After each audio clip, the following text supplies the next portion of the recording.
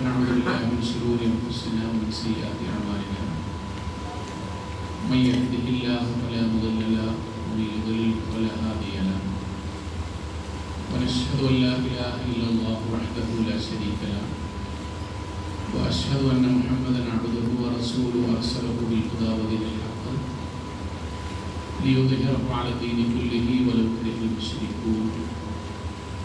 اللهم صل على محمد وعلى آل محمد كما صليت على إبراهيم وعلى آل إبراهيم إنك حميد مجيد.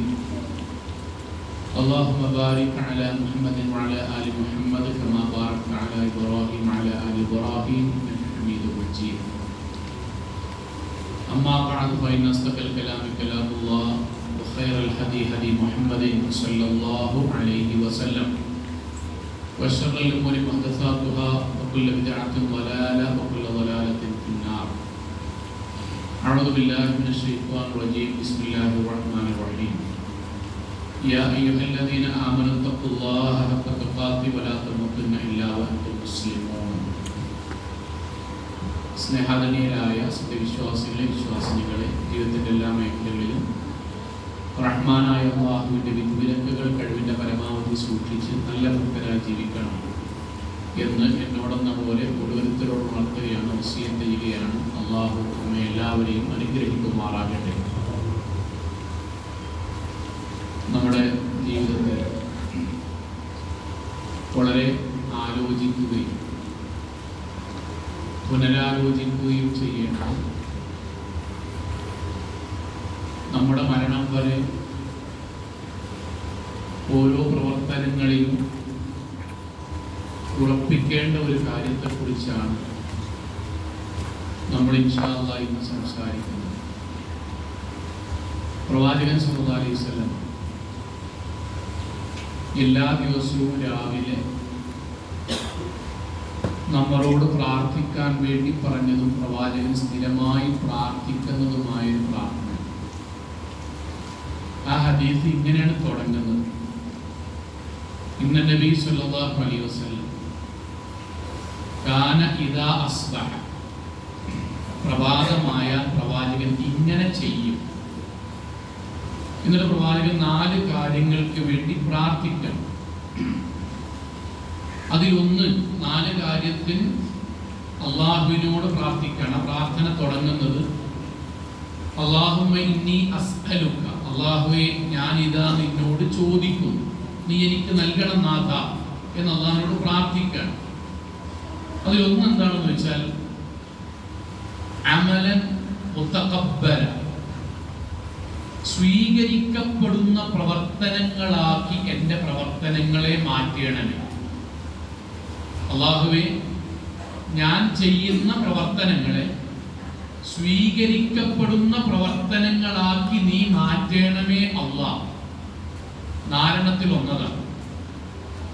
പ്രവാചകൻ സല്ലല്ലാഹു അലൈഹി വസല്ലമ എന്നും പ്രാർത്ഥിക്കാൻ വേണ്ടി പറഞ്ഞ മറ്റൊരു പ്രാർത്ഥന. ആ പ്രാർത്ഥന തുടങ്ങുന്നത് അല്ലാഹുമ്മ ഇന്നി അഊദു ബിക, അല്ലാഹുവേ ഞാനിതാ നിന്നോട് രക്ഷ ചോദിക്കുന്നു. എന്നിട്ടും 4 കാര്യങ്ങളിൽ നിന്നാണ് രക്ഷ ചോദിക്കുന്നത്. അതിലൊന്നെന്താ? അല്ലാഹുവേ ഞാൻ നിന്നോട് രക്ഷ ചോദിക്കുന്നു അമലൻ ലാ യുർഫ, എൻ്റെ പ്രവർത്തനങ്ങൾ നിന്നിലേക്ക് ഉയരാതിരിക്കുന്നതിൽ നിന്ന് നാഥ ഞാൻ നിന്നോട് രക്ഷ ചോദിക്കുന്നു. അമലൻ ലാ യതഖബ്ബൽ, മറ്റൊരു റിപ്പോർട്ടിൽ അങ്ങനെയാണ്, ഞാൻ ചെയ്തിട്ടും എൻ്റെ പ്രവർത്തനങ്ങൾ നീ സ്വീകരിക്കാതിരിക്കുന്നതിൽ നിന്നും നാഥ ഞാൻ നിന്നോട് രക്ഷ ചോദിക്കുന്നു. നമ്മൾ ഈ 2 പ്രാർത്ഥനകളുടെയും അന്തസത്ത മനസ്സിലാക്കി നോക്കിയാൽ ഒരു കാര്യം നമ്മൾക്ക് ഉറപ്പാണ്. എന്നും നബി പ്രാർത്ഥിക്കും, അല്ലാഹുവേ നമ്മളോട് പ്രാർത്ഥിക്കാനും വേണ്ടി പറയണം, ഞങ്ങൾ ചെയ്യുന്ന അമലുകൾ നീ സ്വീകരിക്കണമേ. രണ്ടാമത്തെ പ്രാർത്ഥനകളിൽ അല്ലാഹുവേ ഞങ്ങൾ അമല് ചെയ്തിട്ടും തള്ളപ്പെടുന്നവരുടെ കൂട്ടത്തിൽ നാഥ നീ ഞങ്ങളെ കാത്തുരക്ഷിക്കുകയും ചെയ്യണമേ. ഇതിൽ നിന്ന് ഒരു വിശ്വാസിയായ ഒരാൾക്ക് ഒരു കാര്യം ബോധ്യമാകും. അതെന്താണ്? നമ്മൾ ചെയ്യുന്ന അമൽ സ്വാലിഹാത്തുകളിൽ അല്ലാഹുവിലേക്ക് ഉയരുന്നതുമുണ്ട്, ഉയരാത്തതുമുണ്ട്. അള്ളാഹുവിൽ നിന്ന് സ്വീകരിക്കപ്പെടുന്നതുമുണ്ട്, അള്ളാഹു തള്ളുന്നതുമുണ്ട്. അള്ളാഹുവിന്റെ പക്കൽ നിന്ന് പ്രതിഫലം ലഭിക്കുന്നതുമുണ്ട്, അള്ളാഹുവിൽ നിന്ന് പ്രതിഫലം ലഭിക്കാതെ ഒഴിവാക്കപ്പെടുന്നതുമുണ്ട്. ഇത് നമ്മൾ ആദ്യം അറിയണം.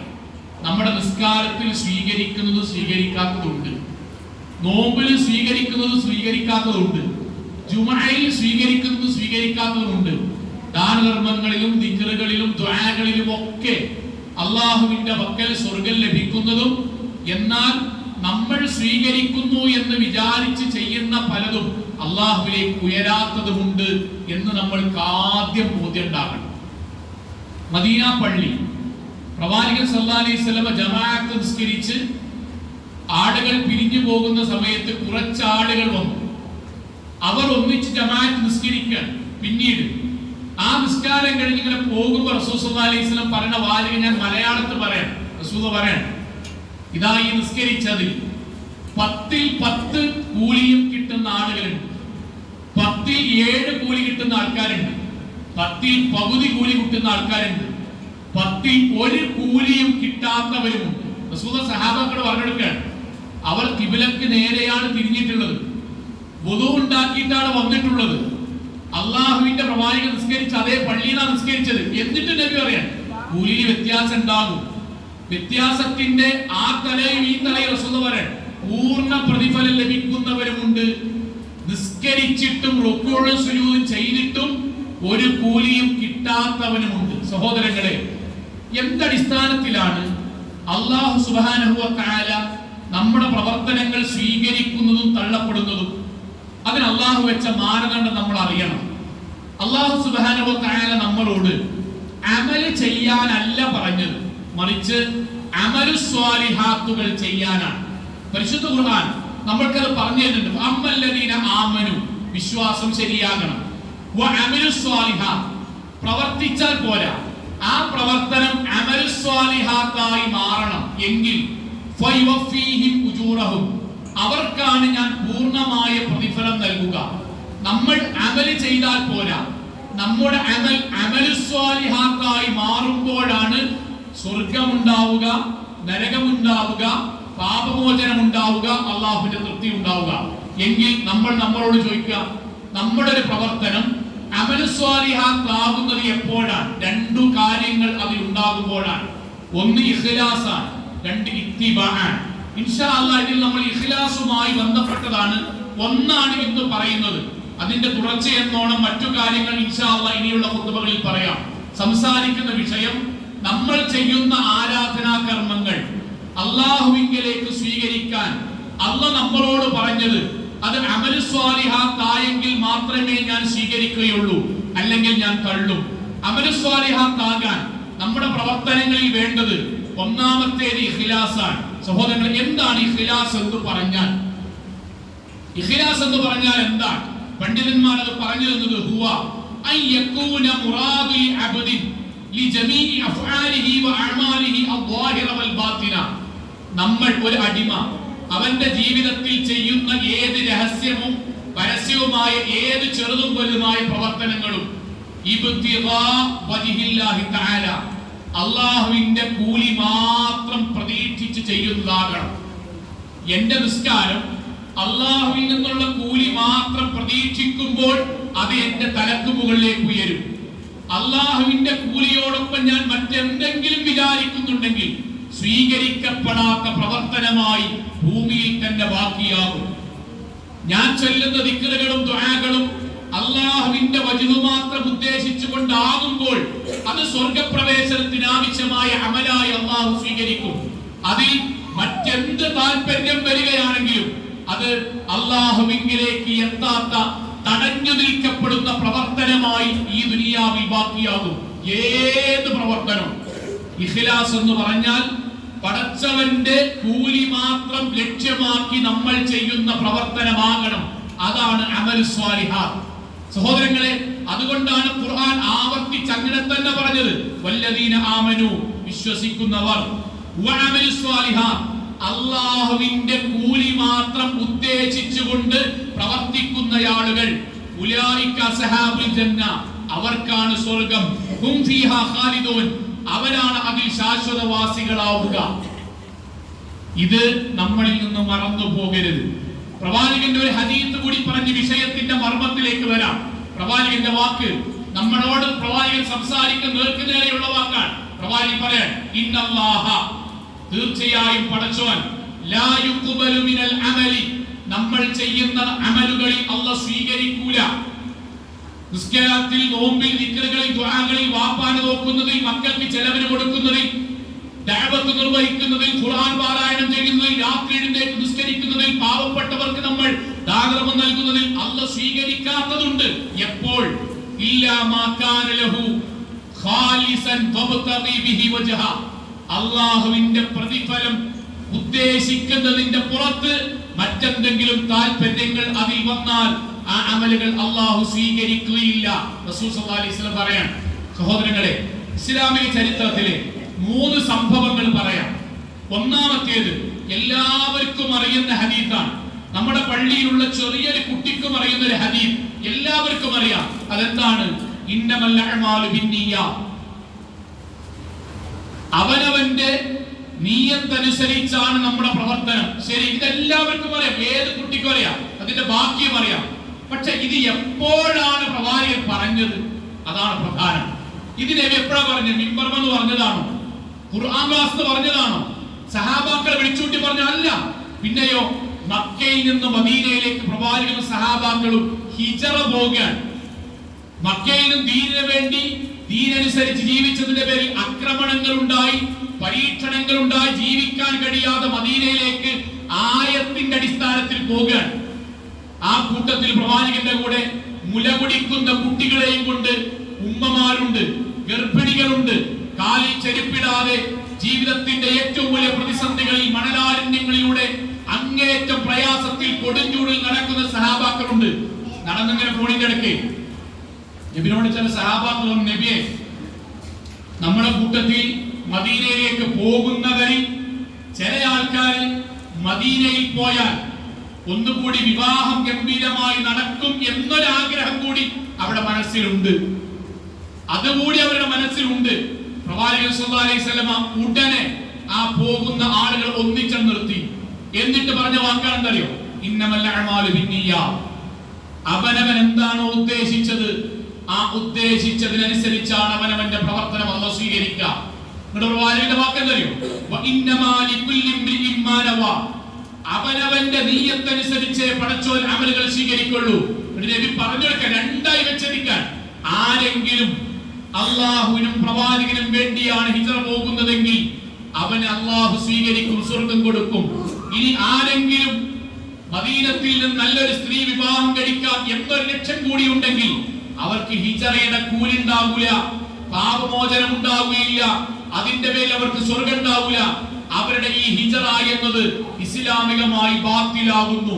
എപ്പോഴാണ് നബി പറയുന്നത്? കട്ടപ്പാട് സഹിച്ച് നടക്കുകയാണ്, പട്ടിണി കിടന്ന് നടക്കാൻ, അമൽ ചെയ്യുന്നുണ്ട്, ത്യാഗം ചെയ്യുന്നുണ്ട്. പക്ഷെ അല്ലാഹു റസൂൽ പഠിപ്പിക്കാൻ, നിങ്ങൾക്ക് ചിലപ്പോ കൂലി ഉണ്ടാവില്ല കൂട്ടരെ. എന്തുകൊണ്ട്? നിങ്ങളുടെ ലക്ഷ്യം അള്ളാഹുവിന്റെ പ്രതിഫലം മാത്രമല്ല, ഭൗതികത കൂടി അതിൽ വരുന്നുണ്ട്. നമ്മള് ശാന്തമായി ആലോചിക്കട്ടോ, നമ്മൾ ശാന്തമായി ആലോചിക്കാം. നമുക്ക് എത്ര വയസ്സായി? ഈ വയസ്സിനിടയിൽ നമ്മൾ ചെയ്യുന്ന സൽക്കർമ്മങ്ങൾ പടച്ചോന്റെ പക്കൽ സ്വീകരിച്ച് കൂലി കിട്ടിയാലേ മുസ്ലിമായി ജീവിച്ചതിൽ നമുക്ക് ലാഭമുള്ളൂ, മുസ്ലിമായി ജീവിച്ചതിൽ നമുക്ക് അഭിമാനം ഉണ്ടാവുള്ളൂ. നമ്മൾ പലരെ പോലെയല്ല. നമ്മുടെ സമ്പത്ത് ചെലവഴിക്കുന്നുണ്ട്, നമ്മൾ എഴുന്നേക്കുന്നുണ്ട്, നടക്കുന്നുണ്ട്, നമ്മൾ പണം ചെലവഴിക്കുന്നു, പള്ളിക്കൊക്കെ വരുന്നു, ദാനധർമ്മം ചെയ്തൊക്കെ ചെയ്യുന്നു. ഇതെല്ലാം ചെയ്തിട്ട് ഇതൊന്നും സ്വീകരിക്കൂല എന്ന് പടച്ചോൻ പറഞ്ഞാൽ അതിനേക്കാളും വലിയ നട്ടെന്താണ്? അതിനെന്താ നമ്മളെ വേണ്ടത്? നമ്മുടെ പ്രവർത്തനം പടച്ചോന് വേണ്ടി മാത്രമാണോ ചെയ്യുന്നത് എന്ന് നമ്മൾ ആലോചിക്കുക. ഞാൻ 1-2 ഉദാഹരണം പറയാം. പൊതുവായിട്ട് ജീവിക്കുമ്പോഴേ ഇതിൽ നിന്നൊക്കെ ചെറിയ രൂപത്തിൽ മാറ്റങ്ങൾ വന്നു തുടങ്ങി. നമ്മൾ അറിയാതെ ശൈത്താൻ വന്നു. നമ്മളെ നിയ്യത്തിന്റെ പ്രശ്നം എന്താ അറിയോ? തൗഹീദിന് ശൈത്താൻ നമ്മൾ പിടിക്കാൻ നോക്കി, നടന്നില്ല. പക്ഷെ അമലു സ്വാലിഹാത്തിൽ പിടിച്ചാൽ ഒരൊറ്റ പ്രവർത്തനവും നമ്മുടെ മനസ്സിൽ അല്ലാഹു സ്വീകരിക്കുന്നുണ്ട്. പക്ഷെ തലക്ക് മുകളിലേക്ക് ഉയരാതെ അവിടെ ബാക്കിയാകും. പരലോകത്ത് എത്തുമ്പോഴേ അറിയുള്ളൂ, ഒന്നുമില്ലാത്ത പാപ്പരായിട്ടാണ് ഞാൻ വരുന്നത്. ഗൗരവാണ്. നിസ്കാരം ഇവിടെ തങ്ങി നിൽക്കണ, ഇബാദത്തിൽ ഇവിടെ തങ്ങി നിൽക്കണ ഗൗരവമുള്ള സഹോദരങ്ങളെ, നമ്മുടെ നാട്ടുജീവിതത്തിൽ നമ്മൾ അറിയാതെ നമ്മുടെ ആരാധനകൾ അല്ലാഹ്ക്കല്ലാതെയായി പോകുന്നു. ഒന്ന് രണ്ട് ഉദാഹരണം പറയാം, മനസ്സിലാവാനു വേണ്ടി പറയാം. അപ്പൊ നമ്മുടെ ഈ ജുമഅ കഴിഞ്ഞു, വൈകുന്നേരം നമ്മൾ നമ്മുടെ കുടുംബവും നമ്മുടെ ഏതെങ്കിലും ഒരു ബന്ധുവിന്റെ വീട്ടിലേക്ക് വിരുന്നു പാർക്കാൻ വേണ്ടി അല്ലെങ്കിൽ സന്ദർശിക്കാൻ വേണ്ടി പോയി. വളരെ വൈകിട്ട് ഒരു 9 മണി 9:30 ആയപ്പോഴാണ് നമ്മുടെ വീട്ടിലേക്ക് തിരിച്ചു വന്നത്. നമ്മൾ കുടുംബസമേതം പോയതാണ്. നമ്മൾ വന്നപ്പോൾ നമ്മുടെ അയൽവക്കക്കാർ വന്നു. നമ്മൾ പറഞ്ഞു, ഇക്കാങ്ങൾ എവിടെ? നമ്മൾ പറഞ്ഞു, ഞാനൊരു ബന്ധുവിന്റെ വീട്ടിൽ സന്ദർശിക്കാൻ വേണ്ടി പോയതാണ്. എന്തേ? ഒന്നുമില്ല, നമ്മുടെ തൊട്ടപ്പുറത്തുള്ള ഇന്ന ഇക്ക നെഞ്ചുവേദന വന്നിട്ട് ആശുപത്രി കൊണ്ടുപോയിട്ടുണ്ട്, അഡ്മിറ്റാണ്. ഞങ്ങൾ എല്ലാവരും പോയി കണ്ടു, കുറച്ച് സീരിയസ് ആണ്. നമ്മൾ സമയം നോക്കി, 9:30 മണിയായി. ഇനി അങ്ങോട്ട് എത്തിയാൽ മിക്കവാറും ഹോസ്പിറ്റലിൽ പ്രവേശനം ഉണ്ടാവില്ല. ഇനി പോകാനുള്ളത് നാളെയാണ്, പിറ്റേ ദിവസമാണ് പോകാനുള്ളത്. പിറ്റേ ദിവസത്തെ നമ്മുടെ ഷെഡ്യൂൾ നോക്കിയാൽ അത്രയും തിരക്കുള്ള ദിവസമല്ല. 2-3 ആൾക്കാരോട് നമ്മൾ സ്ഥലത്തേക്ക് വരാമെന്ന് പറഞ്ഞിട്ടുണ്ട്, 1-2 മീറ്റിംഗ് പറഞ്ഞിട്ടുണ്ട്, ഒരു സ്ഥലത്തേക്ക് എത്തിപ്പെടാമെന്ന് പറഞ്ഞിട്ടുണ്ട്. അത്രയും ടൈറ്റ് ഷെഡ്യൂളാണ്. ഞാൻ നമ്മളെ കുറിച്ചാ പറയണത്. പക്ഷെ എനിക്കും നിങ്ങൾക്ക് ഉറപ്പാണ്, എത്ര ടൈറ്റ് ആണെങ്കിലും എത്ര തിരക്കാണെങ്കിലും നമ്മൾ നമ്മളുടെ അയൽവാസിയായ ആ ബന്ധുവിനെ ആശുപത്രിയിൽ പോയി നമ്മൾ സന്ദർശിക്കും. ഇവിടെ സന്ദർശിച്ചു വന്നതിന് ശേഷം നമ്മൾ പറയും, ഒഴിവുണ്ടായിട്ടല്ല, ഒഴിഞ്ഞിട്ടല്ല, പിന്നെ ഇത്ര അയലോക്കക്കാരനായിട്ട് നമ്മൾ ആശുപത്രിയിൽ പോയി സന്ദർശിച്ചിട്ടില്ലെങ്കിൽ അത് മോശല്ലേ? ലളിതമായി നമ്മൾ ചോദിക്കാണ്, ഏത് മോശത്തെ പറ്റിയാണ് നമ്മൾ ഈ പറയുന്നത്? ഒരു മോശം, അതേത് മോശമാണ്? രോഗിയായ ഒരു അയൽവാസി ഉണ്ടായിട്ട് അയാളെ സന്ദർശിച്ചിട്ടില്ലെങ്കിൽ നാളെ പരലോകത്ത് അള്ളാഹു വരും എന്നിട്ട് നമ്മളോട് ചോദിക്കുന്ന ഒരു കാര്യം ഹദീസിൽ വന്നിട്ടുണ്ട്. അതെന്താണ്? എടാ, ഞാൻ രോഗിയായിരുന്നപ്പോൾ നീ എന്തുകൊണ്ട് എന്നെ സന്ദർശിച്ചില്ല? അപ്പോൾ നമ്മൾ അള്ളാഹുവോട് പറയുന്നുണ്ട്, പടച്ചോനെ, നീ രോഗിയാവുകയോ? നിന്റെ ഇന്നാലിന്റെ അയൽവാസി രോഗിയായിരുന്നപ്പോൾ നീ അവിടെ സന്ദർശിച്ചിട്ടുണ്ടെങ്കിൽ നിനക്ക് അവിടെ എന്നെ കാണാമായിരുന്നു എന്ന് അള്ളാഹ് പരലോകത്ത് പറയും. അത് മോശാണല്ലോ, അതുകൊണ്ട് ഞാൻ സന്ദർശിക്കട്ടെ എന്നാണോ? അല്ല. പിന്നെയോ, അയാൾ എന്നെ കുറിച്ച് മോശം വിചാരിക്കരുത്, അത് ഇഖ്ലാസാണോ? അല്ല. അള്ളാഹുവിന്റെ പക്കൽ കൂലി കിട്ടണം എന്ന ആഗ്രഹത്തിന്റെ കൂടെ ദുനിയാവിലെ ആഗ്രഹം കൂടി കടന്നു വന്നിട്ടുണ്ടോ? നമ്മൾ സ്വയം പാപ്പാനെ കുറിച്ച് ആലോചിക്കണ്ട, ഭാര്യനെ കുറിച്ച് ആലോചിക്കണ്ട, വ്യക്തിപരമായി ആലോചിക്കാം. എത്ര പ്രവർത്തനങ്ങൾ ഇങ്ങനെ നമ്മുടെ ജീവിതത്തിൽ ചെയ്യുന്നു. മോശല്ലേ ചെയ്യണ്ടേ? മോശല്ലേ ചെയ്യണ്ടേ? നമ്മുടെ കുടുംബത്തിൽ പാവപ്പെട്ട ഒരു കുട്ടിക്ക് വേണ്ടിയിട്ട്, യതീമായ കുട്ടിക്ക് വേണ്ടി വീട് നിർമ്മാണത്തിന് വേണ്ടി ഇങ്ങനെ കളക്ഷൻ എടുക്കാൻ നമ്മുടെ സാമ്പത്തികമായി നല്ല ടൈറ്റിലാണ്. എല്ലാവരും 25,000 ഉറുപ്പിക എടുക്കുന്നത്. നമ്മുടെ ഭാര്യനോട് പറയാം, നോക്കണേ, നമുക്കൊരു 15,000 ഇപ്പൊ കൊടുക്കാം, ബാക്കി 10 കുറച്ചായിട്ട് കൊടുക്കാം. ഭാര്യ എന്നിട്ട് പറയും, നടക്കൂലട്ടോ. എന്തേ നടക്കാത്തത്? എല്ലാവരും 25,000 കൊടുക്കുമ്പോൾ നമ്മളായിട്ട് 15,000 കൊടുത്താൽ പിന്നെ അവരെ മുഖത്തേക്ക് നമ്മൾ നോക്കണ്ടേ? എന്റെ 25,000 എന്തിനാ ഞാൻ കൊടുത്തറിയോ? അള്ളാഹു പാവപ്പെട്ട ഒരു മനുഷ്യന് സ്വതക്ക കൊടുത്താൽ പരലോകത്തെനിക്കത് 900 മടങ്ങായി തിരിച്ചു തരും, എന്റെ പാപങ്ങൾ പൊറുക്കും എന്ന നീയത്താണോ? അല്ല. നീയത്ത് മാത്രാണോ? അല്ല. പിന്നെ ഓലഞ്ഞും കാണണ്ടേ, ഓല മോത്ത് നോക്കണ്ടേ, ഓലെന്താ നമ്മളെ പറ്റി വിചാരിക്കുക, ഓല മോശം പറയണ്ടേ? ഇങ്ങനെ പറയാത്ത എത്ര പ്രവർത്തനങ്ങൾ ഉണ്ട് വിശ്വാസികളെ നമ്മുടെ ജീവിതത്തിൽ. രോഗസന്ദർശനത്തിൽ ഈ വാക്ക് പറയുന്നില്ലേ? സ്വതക്കയിൽ ഈ വാക്ക് പറയുന്നില്ലേ? പാവപ്പെട്ടവരെ സഹായിക്കുന്നതിൽ ഈ വാക്ക് പറയില്ലേ? എന്തിനേറെ മരിച്ച വീട്ടിലേക്ക് പോകുമ്പോൾ വരെ പറയും, ഞങ്ങൾ കുറച്ചു കാലം ഒന്നിച്ചേ അയൽവക്കക്കാരായി നിന്നോലാണ്. മരിച്ചിട്ട് പോകാൻ പോയി നോക്കിയിട്ടില്ലെങ്കിൽ നാട്ടാരെന്താ നമ്മളെ പറ്റി പറയാ? നാട്ടുകാരെന്താണ് നമ്മളെ കുറിച്ച് പറയാ? രോഗിനെ സന്ദർശിച്ച് മയ്യത്ത് നിസ്കരിച്ചാൽ തീറത്താൻ എന്ന റസൂൽ പറഞ്ഞത് 2 ഉഹുദ് മലയോളം വരുന്ന പ്രതിഫലം കിട്ടുന്ന കാര്യം നമ്മുടെ നീയത്തിന്റെ വ്യത്യാസത്തിൽ എത്രയാണ് നഷ്ടപ്പെടുന്നത്?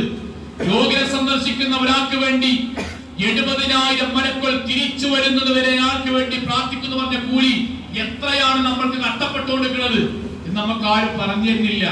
കാരണം നമ്മൾ ഈ മനസ്സിലാക്കിയെന്ന് ഞാനൊക്കെ മനസ്സിലാക്കി, പടച്ചോന് വേണ്ടി ചെയ്യാം, അതിന്റെ കൂട്ടത്തിൽ ആൾക്കാർക്കും വേണ്ടി ചെയ്യണതിന് പ്രശ്നമില്ല.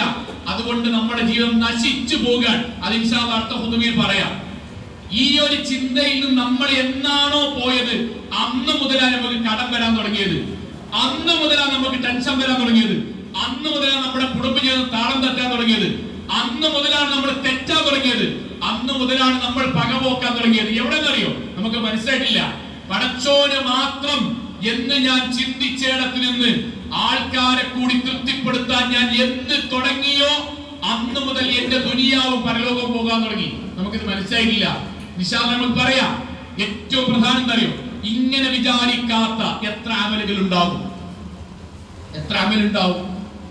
പ്രവാചകൻ സല്ലല്ലാഹു അലൈഹി വസല്ലമ ഹിജറ പോണവരോടാ പറഞ്ഞത്, നിങ്ങൾ പോകുന്ന ഹിജറയിൽ മദീനയിൽ നിന്ന് മറ്റൊരു വിവാഹം കഴിക്കാം എന്ന നിയ്യത്ത് കൂടി ഉണ്ടെങ്കിൽ ഹിജറന്റെ കൂലി ഉണ്ടാവരട്ടോ. എത്ര ആശുപത്രി സന്ദർശനത്തിന്റെ കൂലികൾ നഷ്ടപ്പെട്ടിട്ടുണ്ടാവും, എത്ര മയ്യത്ത് നിസ്കാരത്തിന്റെ കൂലി നഷ്ടപ്പെട്ടിട്ടുണ്ടാവും, എത്ര സ്വതക്കയുടെ കൂലികൾ നമുക്ക് നഷ്ടപ്പെട്ടിട്ടുണ്ടാവും.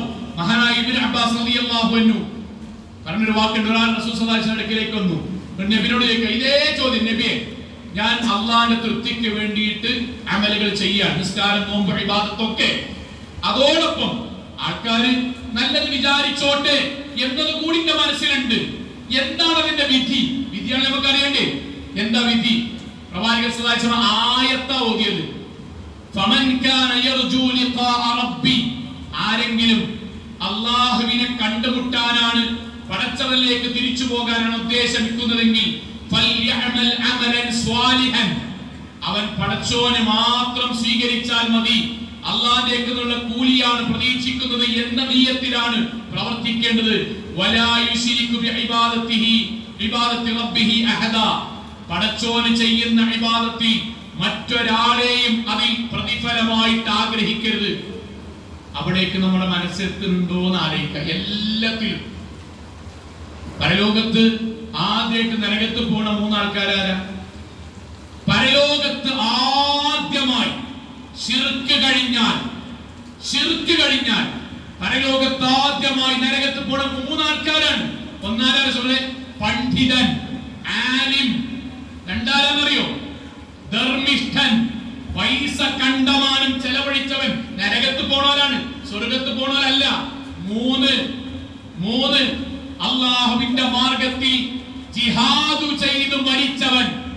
നരകത്തിലേക്ക് ശിർക്ക് കഴിഞ്ഞാൽ ആദ്യമായി പോകുന്ന മൂന്നാൾക്കാരാണ്. പണ്ഡിതൻ, ധർമ്മിഷ്ഠൻ. മൂന്നാമത്തേത് അല്ലാഹുവിന്റെ മാർഗത്തിൽ യോദ്ധാവായി ദുനിയാവിൽ നിന്ന് ആളുകൾ ഷഹീദാണെന്ന് പറഞ്ഞു മരിച്ചുപോയ ആളുകൾ. മൂന്ന് പേരെയും പരലോകത്ത് കൊണ്ടുവരാണ്. ഹദീസ് സുദീർഘമാണ്. പണ്ഡിതനോട് ചോദിക്കുന്നുണ്ട്, അല്ല ഫമാ അമിലത് ഫീഹാ, ഒരുപാട് അറിവ് തന്നില്ലേ, എന്നിട്ട് നീ എന്താ ചെയ്തത്? അദ്ദേഹം അള്ളാഹുവിന്റെ പറഞ്ഞ അല്ലാഹുവേ, അവിടെ പള്ളി കണ്ടില്ലേ, ഇവിടുത്തെ മഹല്ല് കണ്ടില്ലേ, ഞാൻ എന്റെ പുസ്തകം കണ്ടില്ലേ, ഞാൻ പ്രസംഗിച്ച പ്രസംഗം കണ്ടില്ലേ, എത്ര ആളുകളാണ് എന്റെ പ്രസംഗം വഴി ദീനിലേക്ക് വന്നത്, എത്ര ആളുകളാണ് തൗഹീദ് സ്വീകരിച്ചത്, എത്ര ആളുകളാണ് ശിർക്കും ബിദ്അത്ത് ഒഴിവാക്കിയത്. അള്ളാഹുവിന്റെ ചോദ്യം ശരിയാണ്. അതുകൊണ്ട് പടച്ചോനെ, ഞാൻ അതൊക്കെ നിനക്ക് വേണ്ടിയാണ് ചെയ്തത്, നീ എനിക്ക് സ്വർഗം നൽകണമേ. അള്ളാഹുവിന്റെ വാക്കെന്തറിയോ? കദബ്ത, നീ കളവാണ് പറഞ്ഞത്. ആരോട്? ഇസ്ലാമിക ഗ്രന്ഥം എഴുതിയ പണ്ഡിതനോട്, പ്രസംഗിച്ച പണ്ഡിതനോട്, ഖുത്ബ പറയുന്ന മൗലവിനോട്, ക്ലാസ് എടുത്ത ഉസ്താദുമാർ. അല്ലാഹു കദബ്ത, കളവാ പറഞ്ഞ് പ്രസംഗിച്ചിട്ടുണ്ട്. ആൾക്കാർ നീനിക്ക് വന്നിട്ടുണ്ട്. പക്ഷേ പ്രസംഗിക്കുമ്പോൾ എന്റെ മനസ്സിൽ എന്തുണ്ടെന്ന് അറിയോ? എന്റെ പ്രസംഗം വഴി ആളുകൾ ദീനിലേക്ക് വരണം എന്നതോടൊപ്പം തന്നെ എനിക്ക് ആളുകൾക്കിടയിൽ അത്യാവശ്യം സ്വീകാര്യത കിട്ടണം. നോട്ടീസ് അടിക്കുമ്പോൾ എന്റെ പേര് മുകളിൽ വരണം.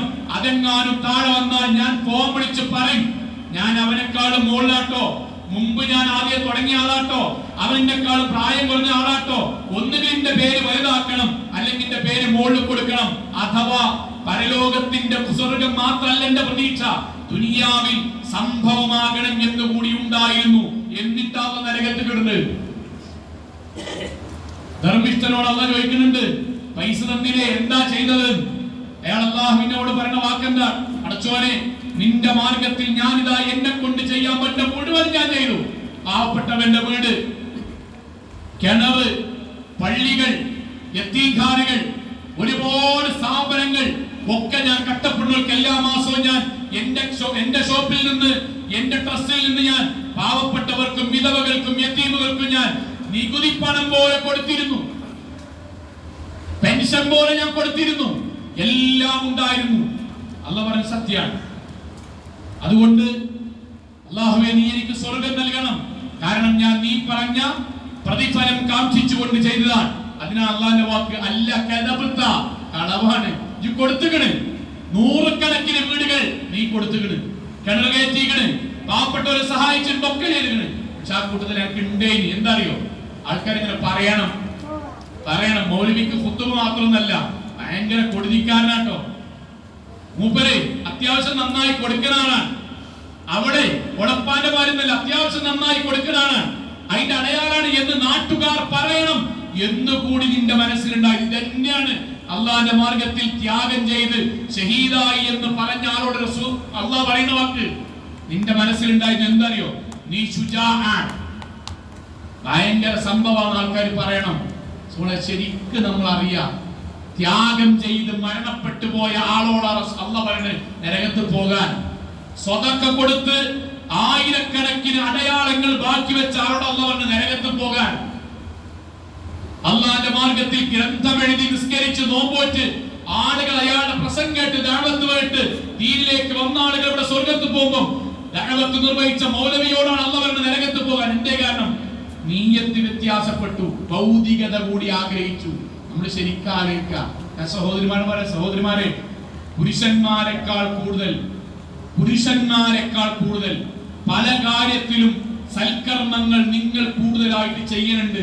സൽക്കാരങ്ങൾ, കല്യാണങ്ങൾ, വീട്ടിൽ ആളുകൾ വന്നത് അതിഥി ആദരിക്കൽ, ഒരു വീട്ടിൽ ആരുമില്ല സഹായിക്കാൻ, പ്രസവം നടക്കാൻ നിങ്ങൾ ഒരാഴ്ച മുന്നേ പോയി നിൽക്കും.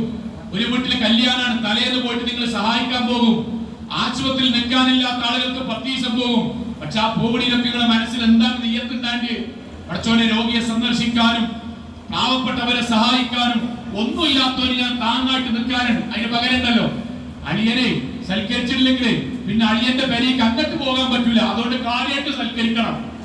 ഏതാനും സൽക്കാരം നടത്താൻ അള്ളാഹുവിന്റെ മാർഗത്തിൽ വലിയ പുണ്യമുള്ള കാര്യമാണ്. അതിനെന്തിനാ കൂട്ടരെ ദുനിയാവ് കൊണ്ടുവരുന്നത്? ഗൾഫ് പോകുമ്പോഴേ ഭർത്താവിനോട് പറയാൻ നോക്കിയ മൂപ്പര് ഗൾഫ് പോണം, പോയിട്ടില്ലെങ്കിൽ ഇങ്ങോട്ട് വരും, പിന്നെ ഒന്നും കിട്ടൂല, പിന്നെ അതൊരു കാര്യമാവും. അങ്ങനെ നമ്മൾ അങ്ങനെയാ പോണ്ടത്? അങ്ങനെയാണോ ബന്ധുക്കളെ സന്ദർശിക്കേണ്ടത്? അങ്ങനെയാ സൽക്കാരം നടത്തേണ്ടത്? അങ്ങനെയാണ് ബിരിയാണി വെക്കേണ്ടത്? അങ്ങനെയാണ് അതിഥികൾ ആദരിക്കേണ്ടത്? അങ്ങനെയാണ് ആശുപത്രി പോയി നിൽക്കേണ്ടത്? അങ്ങനെയാണോ പ്രസവം നടന്നൊരു വീട്ടിൽ പോയിട്ട് ഒന്നും അറിയാത്ത ആ കുട്ടിയെ സഹായിക്കേണ്ടത്? അല്ല. അതൊക്കെ മനസ്സിലുണ്ടാകാം, ശൈത്താൻ കൊണ്ടുവരുന്നതാണ്. പക്ഷെ നമ്മുടെ മനസ്സിൽ എന്താണ്ടറിയോ, പടച്ചോനെ ഞാൻ ഈ നിൽക്കുന്നതിനും, ഞാൻ ഈ ഭക്ഷണം വിളമ്പുന്നതിനും, ഞാൻ ഈ സന്ദർശിക്കുന്നതിനും പരലോകത്ത് കൂലിണ്ടാകണം. അതോൽക്ക് മനസ്സിലായാലും ഇല്ലെങ്കിലും അവിടേക്ക് ഹൃദയത്തെ കൊണ്ടുവരാൻ നല്ല പ്രയാസമാണ്. നിസ്കരിക്കണ പ്രയാസമല്ല, നോമ്പ് വയ്ക്കണ പ്രയാസമല്ല, നല്ല പ്രയാസമാണ്. പടച്ചോനോട് പ്രാർത്ഥിച്ച് മിനുക്കി കൊണ്ടുവരണം, അല്ലെങ്കിൽ നടക്കൂല. സ്വയം ബോധ്യപ്പെട്ട് ജീവിക്കണം. പടച്ചോനെ ഞാൻ നിസ്കരിക്കണം എന്തിനാണ്? ലോകത്തെ ഏറ്റവും വലിയ ഇബാദത്തിൽ ഏറ്റവും മുന്നിൽ നിൽക്കുന്ന നിസ്കാരല്ലേ? ആ നിസ്കരിക്കുന്നവർ അല്ലാഹു മുനാഫിഖ് വിളിച്ചേ, നിസ്കരിക്കുന്നവരെ മുനാഫിഖ് വിളിച്ചേ. എന്താ അല്ലാഹുവിന്റെ കാരണം പറഞ്ഞത്? വൈദാ ഖാമു ഇലസ്സലാത്തി ഖാമു കുസാല, മടിയന്മാരായിട്ട് ഇങ്ങനെ നിസ്കരിക്കും. എന്തേ കാരണം? അള്ളാന്റെ മുന്നിൽ നിൽക്കാൻ പറഞ്ഞിട്ട് അവർക്ക് എന്തേ മടിണ്ടാൻ കാരണം? ഒരു പള്ളിക്കന്നിട്ട് മടിയന്മാരായി നിൽക്കണം. എന്തേ കാരണം? യുറാഊനന്നാസ, ജനങ്ങൾ കാണാൻ വേണ്ടിയിട്ട് ഒരു നിസ്കരിക്കുന്നത്. അപ്പോൾ മടി ഉണ്ടാവും, ഭക്തി ഉണ്ടാവില്ല. പടച്ചോനെ പറ്റി കുറച്ചേ ആലോചിക്കണുള്ളൂ. എന്തേ കാര്യം? ആൾക്കാർ പറയണം പള്ളിന്റെ അടുത്തായിട്ട് പിന്നെ മൂപ്പര് വന്നിട്ടില്ല, അതൊരു മോശത്തരല്ലേ? 10-25 വയസ്സായിട്ട് ഞാൻ വന്നില്ല, അതൊരു മോശത്തരല്ലേ? മകളെ കല്യാണം നടക്കണം, ആ സമയത്ത് ഞാൻ വരണ്ടേ? മോശല്ലേ? ഞാൻ പഞ്ചായത്ത് പ്രസിഡന്റ് സ്ഥാനം മത്സരിക്കണം, അപ്പോഴെങ്കിലും ഞാൻ ആ 2-3 പള്ളിക്കെങ്കിലും പോയോക്കണ്ട, അല്ലെങ്കിൽ മോശല്ലേ? ആൾക്കാരെന്താ വിചാരിക്കുക? നമ്മളിങ്ങനെ ചെയ്തിട്ടില്ലെങ്കിൽ ഓലെന്താ നമ്മളെ പറ്റി പറയാ? ആ വാചകങ്ങൾ നമ്മുടെ ജീവിതത്തെ നശിപ്പിക്കുകയാണ്. ആലോചിക്കണം. ഒറ്റ സംഭവം പറഞ്ഞ് അവസാനിപ്പിക്കാൻ പ്രവാചകൻ സല്ലല്ലാഹു അലൈഹി വസല്ലം പറയാൻ, ഉമ്മമാരും നമ്മളൊക്കെ ഏത് പ്രവർത്തനം ചെയ്യുമ്പോഴും ഈ ഹദീസ് ഓർമ്മ വരണം. പ്രവാചകൻ സല്ലല്ലാഹു അലൈഹി വസല്ലം പറയാൻ, യുജാഉ യൗമൽ ഖിയാമ, പരലോകത്ത് അല്ലാഹു നമ്മളെ കൊണ്ടുവരും. നമ്മളെങ്ങനെ ഓരോരുത്തരും, ഞാനടക്കം ഓരോരുത്തരും ആലോചിക്കാം, നമ്മൾ അല്ലാഹുവിനെ കൊണ്ടുവരും. ബിസ്വഹ്ഫിൻ മുഖ്തമതിൻ, സീൽ വെച്ച നമ്മുടെ ഗ്രന്ഥങ്ങളുമായി അമലുകളുമായിട്ട് അല്ലാഹു നമ്മളെ കൊണ്ടുവരും. എന്നിട്ട് അല്ലാഹു അത് തുറക്കാൻ വേണ്ടി മലക്കളോട് പറയും. ഇത് അള്ളാഹുവിന്റെ വാക്കാട്ടോ. അൽഖു ഹാദാ വഅഖ്ബലു ഹാദാ. നമ്മൾ ചെയ്ത അമലുകളിൽ അള്ളാഹു ഇന്ന പ്രവർത്തനങ്ങൾക്ക് ഒഴിവാക്കൂ, ഇന്നത് മാത്രം സ്വീകരിക്കൂ എന്ന് മലക്കളോട് പറയും.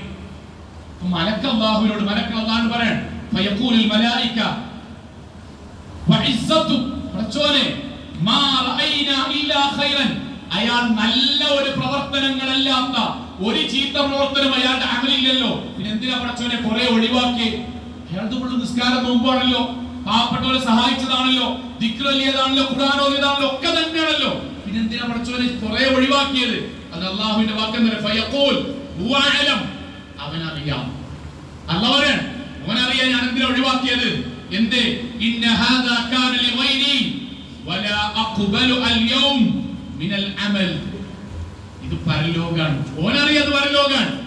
ഞാൻ ആ ഒഴിവാക്കിയതൊക്കെ അവൻ എനിക്ക് വേണ്ടിയല്ലാതെ ചെയ്തതാണ്. ഇത് പരലോകമായതുകൊണ്ട് വലാ അഖ്ബലു അൽയൗമ മിനൽ അമൽ ഇല്ലാ മാ കാന ബത്തഗി ബിഹി വജ്ഹി. എന്റെ കൂലി മാത്രം പ്രതീക്ഷിച്ചുകൊണ്ട് ചെയ്തത് മാത്രമേ അമൽ സ്വാലിഹാത്തായി സ്വർഗത്തിന് അവകാശിയായി അല്ലാഹ് പരിഗണിക്കുന്ന അമലാക്കുള്ളൂ. ബാക്കി മുഴുവൻ തട്ടും. ശ്രദ്ധിക്കുക സഹോദരങ്ങളെ, നമ്മൾ ഒരുപാട് ചെയ്യണവരാണ്. ആ ചെയ്യുന്നത് പടച്ചോലേക്ക് കൂലി മാത്രാക്കിയാൽ മഹാഭൂരിപക്ഷ ടെൻഷൻ ഒഴിവാകും. ഇൻഷാ അല്ലാഹ് ആ ഭാഗം അടുത്ത ആഴ്ച നമുക്ക് പറയാം. പക്ഷെ ഇത് നമ്മൾ ഉറപ്പിക്കണം. ഞാൻ കൊടുക്കുന്നത് അങ്ങാടി എന്നെ പറ്റി ആൾക്കാരൊക്കെ നല്ലത് പറയണം എന്ന ചിന്തയോട് കൂടിയിട്ടാണോ? അല്ല, പടച്ചോൻ അതിന്റെ പേരിൽ അള്ളാഹു ഉയർത്തിട്ട് അത് മറ്റൊരു ഭാഗം. പക്ഷെ പടച്ചോന്റെ പക്കൽ നിങ്ങൾക്ക് കൂലിട്ടണം. ഞാൻ നിസ്കരിക്കണം, അള്ളാഹിന്റെ കൂലിട്ടണം. ഞാൻ നോമ്പ് വെക്കണം, അള്ളാഹിന്റെ കൂലിട്ടണം. ഞാൻ അതിഥി ആദരിക്കുന്നതും ഭക്ഷണം വെക്കണം, അള്ളാഹിന്റെ കൂലിട്ടണം. മരിച്ചോരെ സന്ദർശിക്കണം, അള്ളാഹിന്റെ കൂലിട്ടണം. രോഗിയാകുന്നവരെ സന്ദർശിക്കണം, അള്ളാഹിന്റെ കൂലിട്ടണം. വാപ്പാന്റെ ചങ്ങാതിമാരെ സന്ദർശിക്കണം, അള്ളാഹിന്റെ കൂലി കിട്ടണം. എത്തി മക്കൾക്ക് വേണ്ടി ഒരു പിരിവ് നടക്കുമ്പോൾ ഞാൻ അതിന്റെ ഭാഗമാകണം, അള്ളാഹിന്റെ കൂലിട്ടണം. എന്റെ മഹല്ലിൽ ഒരു ദഅവാ പ്രവർത്തനത്തിൽ ഞാൻ കൂടുന്നത് അള്ളാഹിന്റെ കൂലിട്ടണം എന്ന് നീയത്താകുമ്പോൾ അവിടെ പടച്ചോൻ നമ്മളെ സഹായിക്കും. ഇല്ലെങ്കിലോ എല്ലാ ശിർക്കിൽ നിന്നും ഞാൻ മോചിതനാണ്. അല്ലാഹു പറയാൻ മൻ അമില അമലൻ, ആരെങ്കിലും പ്രവർത്തനം ചെയ്തു അശ്റക ഫീഹി മഈ ഗൈരി, ആ പ്രവർത്തനത്തിന് അയാൾ അല്ലാഹുവിന്റെ കൂലിക്ക് പുറമെ നാട്ടുകാരുടെ നല്ല വാക്കോ ചീത്ത വാക്കിൽ നിന്നുള്ള മോചനമോ ആണ് ആഗ്രഹിക്കുന്നതെങ്കിൽ തറക്തഹു വശിർകഹു, അവനെ ഞാൻ പരലോകത്ത് ഒഴിവാക്കും, അവന്റെ അമലുകളെയും ഞാൻ തള്ളിക്കളയും. സഹോദരങ്ങളെ, നമ്മുടെ അമലുകളെ ശുദ്ധീകരിക്കുക, അമൽ സ്വാലിഹാത്തുകളാക്കി മാറ്റുക, ഇഖ്ലാസോടുകൂടി നമ്മൾ ജീവിക്കുക, പടച്ചോന്റെ വജ്ഹ് മാത്രം ഉദ്ദേശിക്കുക, ബാക്കിയുള്ളതിനെല്ലാം ഒഴിവാക്കാൻ വേണ്ടി നിതാന്തമായി പരിശ്രമിക്കുക, മിനുക്കിക്കൊണ്ടേയിരിക്കുക. ഓരോ അമൽ ചെയ്യുമ്പോഴും പരമാവധി ആലോചിക്കുക, പടച്ചോന് വേണ്ടി എന്നല്ലേ, സ്വർഗത്തിന് വേണ്ടി എന്നല്ലേ, നരകമോചനത്തിന് വേണ്ടിയല്ലേ, നാട്ടാർക്ക് വേണ്ടിയല്ലല്ലോ എന്ന് ഉറപ്പിക്കുക. അള്ളാഹു അനുഗ്രഹിക്കുമാറാകട്ടെ.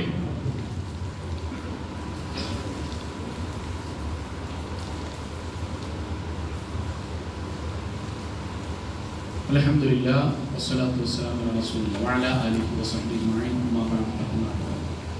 ഒരിക്കൽ കൂടി അള്ളാഹുവിനെ സൂക്ഷിച്ചുകൊണ്ട് ജീവിക്കണം എന്ന് നമ്മളെ ഓരോരുത്തരും സഹോദരങ്ങളെ,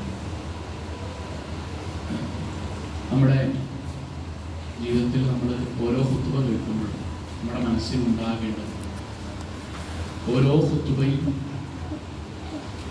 ആയത്തുകളും ഹദീസുകളും ഒക്കെയാണ്. അതിനെ സ്വീകരിക്കുന്ന ആളുകൾക്ക് പരലോകത്ത് അനുകൂലമായി ശുപാർശ, കേട്ടിട്ട് തിരസ്കരിക്കുന്ന ആളുകൾക്ക് പ്രതികൂലമായിട്ടും പരലോകത്ത് ശുപാർശ. പ്രവാചകന്റെ വാക്ക് പറയട്ടെ, അൽ ഖുർആനു ഹുജ്ജത്തുൽ ലക വഅലൈക. ഖുർആൻ നമുക്ക് അനുകൂലമായി ശുപാർശ പറയുന്നതാണ്. അല്ലാഹുവേ, ഖുർആൻ കേട്ടതിന് ശേഷം, ദീന് കേട്ടതിന് ശേഷം അയാൾ അതുവരെ ഉണ്ടായതിൽ നിന്ന് മാറ്റം ഉണ്ടാക്കി, നാഥ നീ അയാൾക്ക് സ്വർഗം നൽകണമേ എന്ന് ഖുർആൻ നമുക്ക് വേണ്ടി ശുപാർശ പറയും. വഅലൈക, ഖുർആൻ നമുക്ക് എതിരെയായി ശുപാർശ പറയും. അതെന്താ എതിരെ ശുപാർശ പറയാം? അല്ലാഹുവേ, ക്ലാസ് കേൾക്കാനുണ്ടായിരുന്നു, ഖുത്ബ കേൾക്കാനുണ്ടായിരുന്നു, ആയത്തോ കേട്ടിരുന്നു, പക്ഷെ അയാൾ അതിനെ വിലയിരുത്താന്നല്ലാതെ അയാളുടെ ജീവിതത്തിൽ മാറ്റമൊന്നും അയാൾ ഉണ്ടാക്കിയില്ല. നമ്മൾ ശരിക്കും ശ്രദ്ധിക്കണം. അതിലേറ്റവും കൂടുതൽ ഗൗരവത്തെ ശ്രദ്ധിക്കേണ്ട ഖുത്ബ പറയുന്ന പണ്ഡിതന്മാരാണ്, ഒരു സംശയമല്ല. പക്ഷെ നമ്മൾ കേൾക്കണം. അപ്പൊ നമ്മൾ സുബൈനെ കുറിച്ച് പറഞ്ഞാൽ ഒരു ഖുത്ബ അടിപൊളിയെന്നും ഖുത്ബ സംഭവം എന്നും പറയുക എന്ന വലിയൊരു സംഗതി ഒന്നല്ല. ആളുകൾ ഒരുപാട് കേട്ടു എന്നത് വലിയൊരു കാര്യമല്ല, അതിന്റെ ഭാഗമാണ്. പക്ഷെ നമ്മൾ ആലോചിക്കേണ്ടത് സുബഹിയെ കുറിച്ച് ഒരു ഖുത്ബ കേട്ടിട്ട് ഞാൻ അതിനനുസരിച്ച് ചെയ്തോ, അല്ലെങ്കിൽ ആ ഖുത്ബ എനിക്കെതിരായി പരലോകത്ത് വരുമോ, ഇത് മാത്രമേ നമ്മൾ ആലോചിക്കേണ്ടി. ഇത് മാത്രം നമ്മൾ ആലോചിക്കേണ്ടി. എൻ്റെ വീട് അള്ളാഹുവിന്റെ റസൂൽ കത്തിക്കാൻ വേണ്ടി ഉപയോഗിക്കേണ്ട വീട്, അത്രയും വെറുക്കപ്പെട്ട വീടാണെന്ന് ഖുത്ബയിൽ കേട്ടിട്ട് ഞാൻ വിട്ടീശെങ്കിൽ അലാറം വെച്ച് പോന്നോ എന്ന് ഞാൻ എന്നോട് ചോദിക്കാം. അപ്പോൾ എൻ്റെ മനസ്സിൽ ആലോചന ഉണ്ടാവും. എന്താ അറിയോ, പള്ളിക്കത്തെ ആൾക്കാരെന്ത് പറഞ്ഞാലും നാട്ടുകാരെന്ത് പറഞ്ഞാലും ഒരു ഖുത്ബോണ്ടൊക്കെ ഈ മാറിയെന്ന് പറഞ്ഞാലും എനിക്ക് അതിനേക്കാളും പ്രധാനം സ്വർഗ്ഗമാണ്. നാളല്ല മറ്റന്നാൾ മരിക്കുമ്പോൾ ഞാനെങ്ങാനും 6:15 മരിക്കുകയാണെങ്കിൽ, ഞാൻ സുബൈക്കൊന്നും 6:30 നിസ്കരിക്കുന്ന ഒരാളാണെങ്കിൽ 6:15 ഞാൻ മരിക്കുമ്പോൾ സുബൈ നിസ്കരിക്കാത്ത ഒരാളായി എന്നെ കൊണ്ടുപോയി ഖബറിലേക്ക് വെക്കുമ്പോൾ ഈ ഖുത്ബ എനിക്ക് പരലോകത്ത് വരുമല്ലോ എന്നാലോചിക്കുന്ന ഒരാൾ എഴുന്നേറ്റ് വരും. അതിന് വേറൊരാളും വേണ്ട.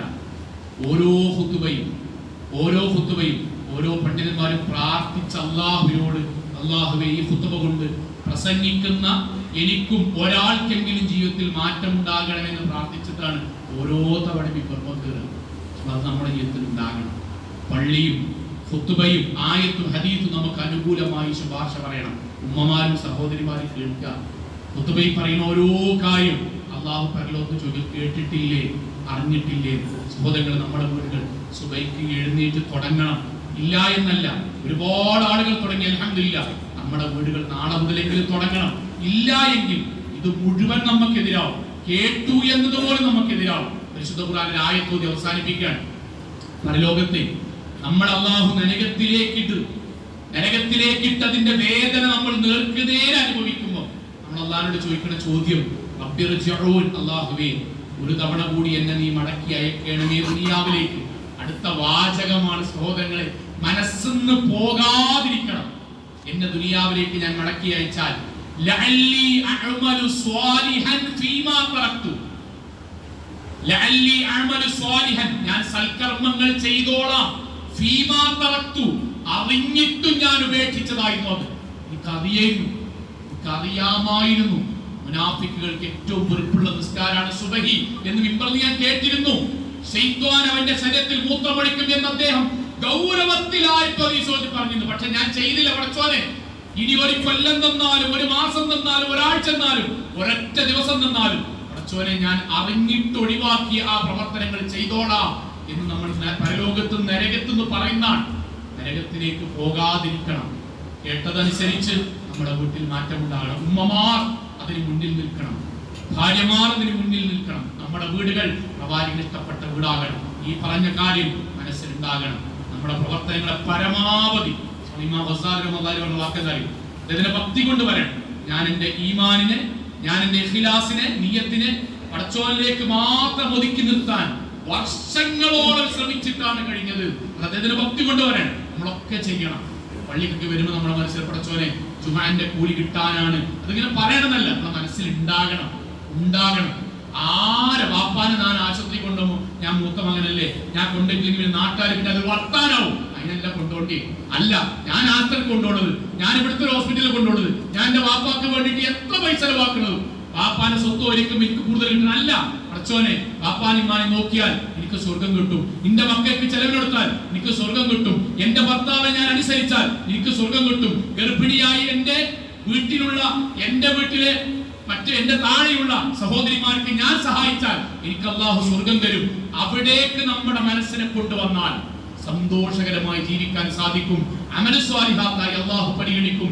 നമ്മൾ അമ്പിയാക്കന്മാരുടെ കൂടെ സ്വർഗത്തിൽ പ്രവേശിക്കാനും കഴിയും. അല്ലാഹു അനുഗ്രഹിക്കുമാറാകട്ടെ. നമ്മുടെ ജീവിതത്തിൽ വന്നുപോയ ചെറുതും വലുതുമായ മുഴുവൻ തെറ്റുകുറ്റങ്ങളും അർഹമുറാഹിമായ നാഥ നീ ഞങ്ങൾക്ക് വിട്ടുപുറത്തു മാപ്പാക്കി തരണമേ റഹ്മാനെ. കത്തിയാൾ നരകത്തിലും കഠിനമായ ശിക്ഷയിലും അതിശക്തമായ പരലോകത്തിൽ വിചാരണയിലും നാഥ ഞങ്ങളെല്ലാവരെയും കാത്തുരക്ഷിക്കണം.